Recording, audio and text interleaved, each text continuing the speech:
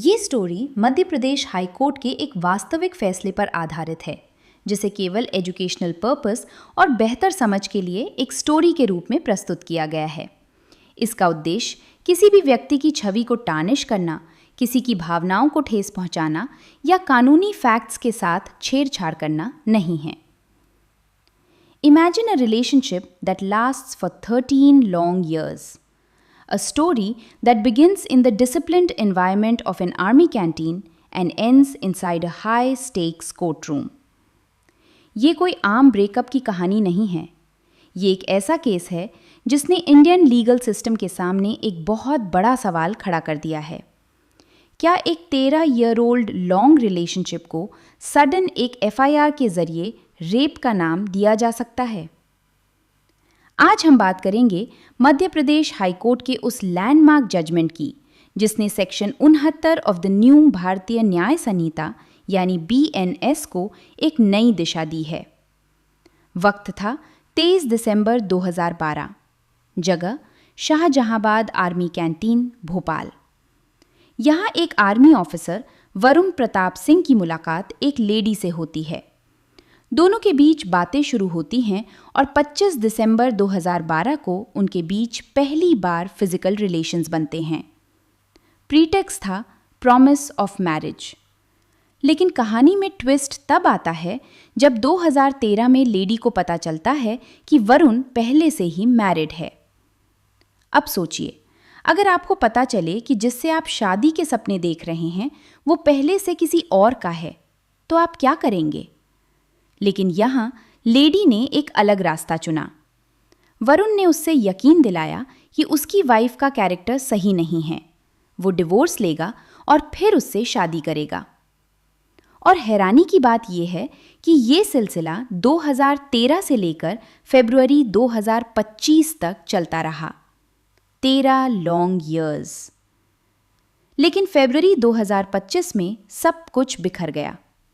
Lady को पता चला कि वरुण किसी और महिला के कांटेक्ट में भी है और तब उसने पुलिस स्टेशन महिला थाना भोपाल में FIR लॉन्च कर दी। एलिगेशंस लगाए गए सेक्शन 69 BNS के अंडर, यानी sexual intercourse by deceitful means और फॉल्स प्रॉमिस ऑफ मैरिज। साथ ही section 351(2) BNS for criminal intimidation. लेकिन दोस्तों, यहाँ एक बहुत बड़ा फैक्टर था जो इस केस को एक्स्ट्रॉर्डिनरी बनाता है। कंप्लेनेंट कोई आम लेडी नहीं थी। She was a well educated police constable working in the Lokayukta organisation और पिटिशनर इंडियन आर्मी में सर्व कर रहा था। दोनों ही यूनिफॉर्म्ड सर्विसेज से थे। ये case high court of Madhya Pradesh में जस्टिस सरफ के सामने पहुंचा। अंडर सेक्शन 528 ऑफ BNSS, जो हाई कोर्ट को पावर देता है किसी भी abuse of process of law को क्वैश करने की। वरुण के सीनियर एडवोकेट ने कोर्ट में एक बहुत ही सॉलिड आर्ग्यूमेंट रखा। उन्होंने कहा कि ये रिलेशनशिप 13 इयर्स तक चली। लेडी को 2013 से पता था कि वरुण मैरिड है, फिर भी वो 2025 तक इस रिलेशनशिप में रही। तो क्या इससे डिसीट या धोखा कहा जा सकता है? क्या ये सिर्फ एक कंसेंशुअल रिलेशनशिप नहीं थी जो ब्रेकअप होने पर क्रिमिनल केस में बदल दी गई? कोर्ट ने इस बात को बहुत ही गहराई से देखा। जस्टिस सराफ ने सुप्रीम कोर्ट के पुराने प्रेसिडेंट्स जैसे प्रमोद सूर्यभान पवार और दीपक गुलाटी केसेस को रेफर किया।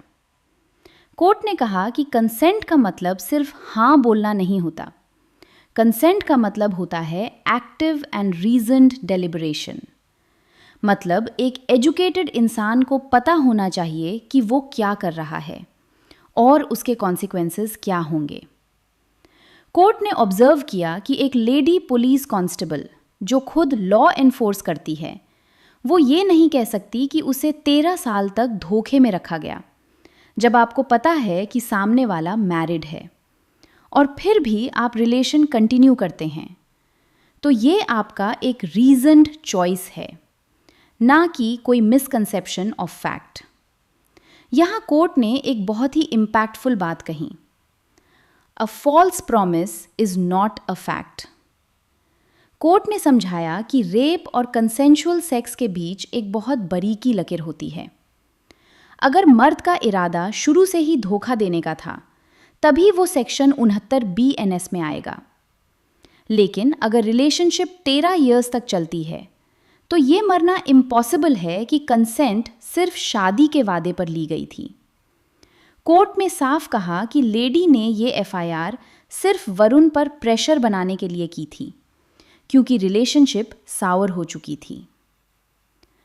फाइनली 11 मार्च 2026 को जस्टिस सराफ ने वरुण प्रताप सिंह के खिलाफ सारी प्रोसीडिंग्स और FIR को क्वॉश कर दिया।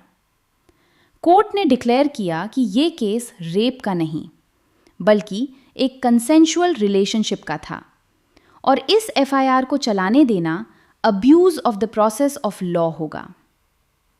ये जजमेंट हमें सिखाता है कि लॉ एक शील्ड है विक्टिम्स के लिए, लेकिन उससे ब्रेकअप के बाद रिवेंज का वेपन नहीं बनाया जा सकता, खासकर तब जब दोनों अडल्ट्स हों और उन्होंने होश और हवास में अपना रिश्ता चुना हो। सोचिए, अगर कोर्ट्स ऐसे केसेस में सख्ती ना दिखाएं, तो कितने इनोसेंट लोगों की लाइफ खराब हो सकती है। ये केस हमें लीगल मैच्योरिटी का सबक देता है। अगर आप एक एजुकेटेड सिटीजन हैं, तो कोर्ट आपसे उम्मीद करता है कि आप अपने जीवन के फैसले रीजन्ड डेलिब्रेशन के साथ लें। ये जजमेंट इंडियन जुडिशरी का एक बहुत बड़ा मैसेज है कि इमोशंस और लॉ में फ़र्क होता है और इंसाफ हमेशा फैक्ट्स और लॉजिक पर बेस्ड होना चाहिए, ना कि सिर्फ एलिगेशंस पर। ऐसी तरह की रियल केस जजमेंट सुनने के लिए ये चैनल को फॉलो कीजिए और कमेंट में अपनी सुझाव ज़रूर दीजिए। Thank you for listening.